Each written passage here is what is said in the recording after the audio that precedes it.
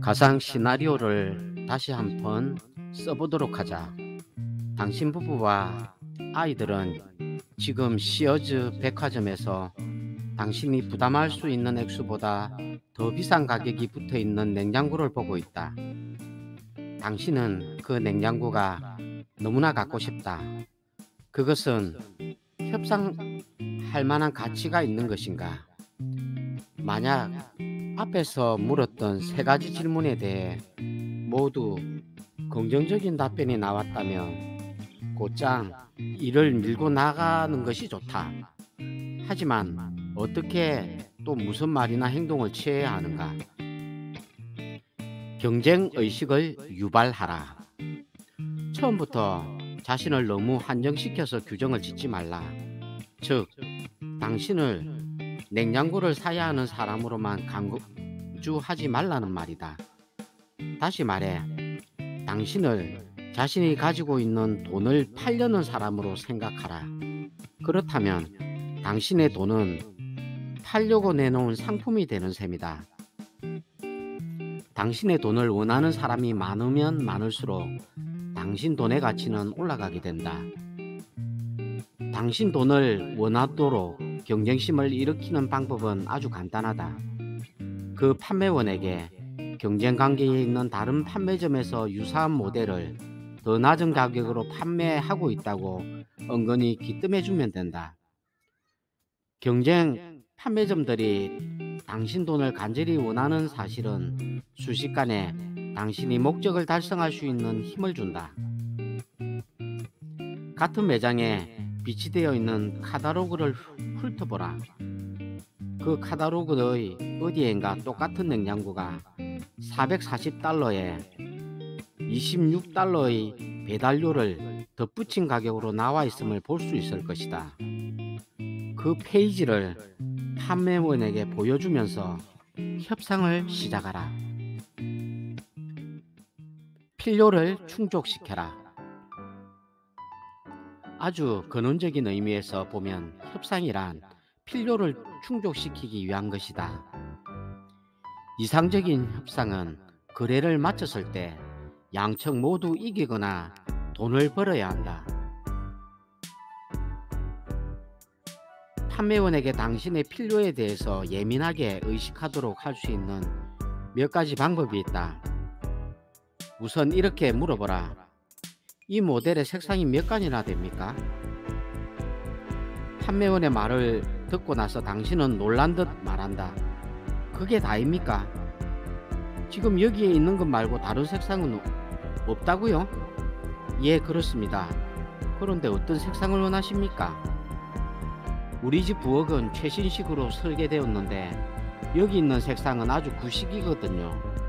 전혀 어울릴 것 같지가 않아요. 가격을 약간 조정할 수 있다면 그런 대로 쓸 수도 있긴 하지만 당신의 필요를 설명하는 두 번째 방법으로 냉장고의 기능, 말하자면 제빙기에 대해 말할 수도 있다. 이제 보니 이 모델에는 제빙기가 붙어 있군요. 예, 그렇습니다. 이 냉장고는 24시간 얼음을 만들어내는데 시간당 2센트밖에 안 든답니다. 당신의 거의 빗나간 추측을 역으로 이용한다. 그럼 문제가 좀 어려워지겠는데요. 우리 애들 중에 하나가 만성 기관지염을 앓고 있거든요. 의사가 절대로 얼음을 먹여서는 안 된다고 했어요. 그 제빙기를 떼어낼 수는 없을까요? 하지만 제빙기가 문짝 전체를 차지하고 있는데요. 그래요? 하지만 나는 이 장치를 쓰지 않는데 제가 쓰지도 않는 기능 때문에 돈을 지불한다는 건 좀 그렇군요. 제빙기만큼 가격을 낮출 수 있지는 않을까요? 당신의 필요를 표현하는 세 번째 방법은 그 냉장고의 사양에 대한 불만을 토로하는 것이다. 이 모델은 문이 왼쪽으로 열리게 되어 있군요. 우리 가족은 모두 오른손잡이입니다. 이 같은 말은 판매원에게 당신의 필요가 전적으로 충족되고 있지 않다는 것을 암시한다. 그러므로 판매원의 필요 역시 전부 충족되어서는 안 된다는 점을 드러내는 것이다. 측면을 공격하라. 당신은 냉장고의 전체 가격을 형성하는 다른 관련 요인들에 대해 얘기할 수도 있다. 예를 들어 중고품 보상 판매라든가 하는 면에서는 더 많은 자율성을 가지고 있고 운신의 폭이 넓다는 것을 생각하여야 한다. 예. 만일 그게 당신이 제시한 가격이라면 내가 현재 쓰고 있는 냉장고를 $150 정도 쳐주면 되겠군요. 아직 새 것이나 다름없으니까요. 만약 판매원이 무슨 말씀이신지 라고 반응하면 좋습니다. 좋아요. 그럼 거기서 $50는 깎아내죠 라고 재빨리 응수한다. 사람들은 자동차를 살 때 이런 방식을 효율적으로 이용하고 있다. 만약이라는 말은 협상을 할 때 주문처럼 잘 먹히는 효과적인 표현이다. 만약 내가 냉장고 4대를 사면 어떻게 되나요? 그럴 경우 가격이 조정될까요? 만약 당신이 배달해 주는 대신에 내가 트럭에 싣고 가면 어떻게 되나요? 고시된 가격인 $489 95센트가 임의적으로 결정된 것이라고 해도 여기에는 설치비, 배달료, 수선 서비스, 계약서, 보증서 등 시어저가 부담하는 모든 비용이 포함되어 있다는 점이다. 만약 당신이 이러한 여러 비용 중 일부 혹은 전부를 시어저 대신 부담할 수 있다면 그 점포는 당신에게 그 비용만큼 깎아줘야 할 것이다. 최후 통첩. 자, 당신은 이 냉장고를 팔아야 하고 나는 이것을 사고 싶소. 그러니 $450에 팔든지 말든지 하시오.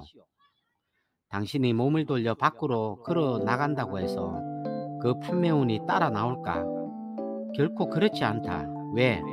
판매원과 당신 사이에는 전반적인 거래에서 제고할 만한 어떤 관계도 이루어져 있지 않기 때문이다. 그 원칙을 깊이 명심하고 이제 다른 방식을 시도해보자. 매장이 가장 한산한 시간에 대형 가전제품 코너에 들러 판매원에게 말한다. 이 매장에 있는 냉장고를 모두 보고 싶소. 그리고 2시부터 4시까지 판매원에게 전시장에 있는 모든 모델을 보여달라고 하면서 각 제품들의 장점을 묻는다. 아무래도 쉽게 결정할 수가 없군요. 내일 아내와 함께 와서 결정을 해야겠소. 다음 날 오후 2시에 이번에는 아내와 함께 그 매장에 들른다. 우리가 살 것을 정하기 전에 내일 냉장고 전문가 한 분과 함께 와보고 싶군요. 저희 장모님 말입니다. 이제 그 판매원은 4시간을 썼다. 수요일 약속했던 시간에 아내와 장모를 동반하고 점포를 찾는다. 당신은 예의 그 판매점에서 4시까지 그 매장의 모든 전체 모델에 대하여 설명을 해달라고 요구한다. 그리고 어느 정도 지나서 중얼거린다. 도대체 뭐가 뭔지 알 수가 있어야 마음을 정하지. 일단 돌아가서 의논을 해봐야 할 것 같은데요. 판매원은 속으로는 머리에서 김이 날 정도가 되겠지만 당신이 노리는 것은 바로 그 시점이다. 목요일 오후 이제 당신은 혼자 매장에 들어가 그 판매원에게 아는 척을 한다. 아저씨, 저 아시겠죠? 냉장고를 사러 왔었잖아요. 그 판매원은 떨떠름한 표정을 지으며 예, 그러네요 라고 말할 것이다. 저 지금 저한테는 여기 보시다시피 450달러와 성냥한갑 그리고 잔돈 8센트가 있을 뿐입니다. 그리고 저는 바로 이 모델을 사고 싶습니다. 제발 부탁인데 어떻게 타협해 볼 수 없을까요? 그러고 나서 그 판매원이 얼른 반응을 보이지 않으면 당신은 어깨를 한번 어석하고 나서 천천히 출구 쪽으로 걸어간다. 이번에는 판매원이 쫓아 나올까? 물론이다. 그는 이미 당신과의 관계에서 많은 시간을 투자했고 당연히 그가 소비한 노력에 대한 보상을 받고 싶어 한다. 미끼 던지기. 미끼 던지기라고 알려진 이 작전도 똑같은 논리이다. 당신은 정장을 한 벌 사기 위해 시내에 있는 남성복 전문점에 들렀다. 무엇을 도와드릴까요? 점원이 다가와 묻자 당신은 눈살을 찌푸리며 예 하고 짧게 말하고는 이후 3시간 동안이나 가게 이곳저곳으로 옮겨 다니면서 이 옷 저 옷을 뒤집어 보고 줄자로 깃을 재보기도 한다. 이제 39번째 옷을 살펴보고 75개의 깃을 재본 후에 어느 정도 질려있는 점원이 막 짜증을 내려고 할 때 슬쩍 말한다. 내 생각에는 저기 위에 걸려있는 370달러짜리 희귀 프리먼이 좋을 것 같습니다. 연한 줄무늬가 들어가 있는 것 말이에요. 점원은 이제야 귀찮은 인간을 처리할 수 있겠구나 하는 생각에 안도의 숨을 내쉬며 당신을 매장 뒤에 있는 거울이 붙어 있는 재단사의 작업실로 데리고 들어간다. 바로 그 시점에서 당신은 점원을 향해 아주 당연하다는 듯이 물어본다. 그런데 참, 넥타이는 어떤 걸 끼워 주시겠습니까? 이것이 바로 미끼 던지기다. 처음에 잃었던 싫은 감정이 사그러진 후 점원의 마음속에는 무슨 생각이 오갈까? 그는 속으로 이렇게 투덜거릴 것이다. 이 웃기는 녀석이 내 귀중한 시간을 3시간 반이나 빼앗았었어. 39벌이나 되는 옷을 내리느라 어깨는 쑤시고 저 멍청한 녀석이 깃을 78번 재는 것도 지켜보고 있었단 말이야. 좋아, 그건 그렇다 치고 그럼 내가 얻는 게 뭐지? 이렇게 된 마당에 내가 건질 게 뭐가 있느냐 말야. 370달러짜리 옷을 한번 팔면 수당이 60달러인데 그걸 벌려고 내 돈을 내서 7달러짜리 넥타이를 덤으로 사줘야 하나? 꼴보기 싫은 놈. 자, 당신은 그 넥타이를 얻어낼 수 있을까? 물론이다. 당신이 조문에게 존경과 사랑을 받을 수 있을까? 그건 좀 다른 문제이다. 약점을 강점으로. 협상에서는 영리한 척 하기보다 우둔한 척 하는 것이 애써 설득하려 하기보다는 조용히 앉아 있는 것이 그 효과를 보는 경우도 있다. 때로는 약점 자체가 협상에서 균형을 낳을 수도 있다. 큰 은행이 주요 고객에게 채무 지급이 늦어지는 것에 대해 불만을 표시하려고 전화를 했다고 가정하자 채무자는 얼른 선수를 친다. 아이고, 전화를 다 해주시고 정말 감사합니다. 최근에 제 자금 사정이 무척 악화되었습니다. 사실 이 시점에서 부도를 막을 수 있는 유일한 길은 이자를 최대한 1.5% 깎아주시고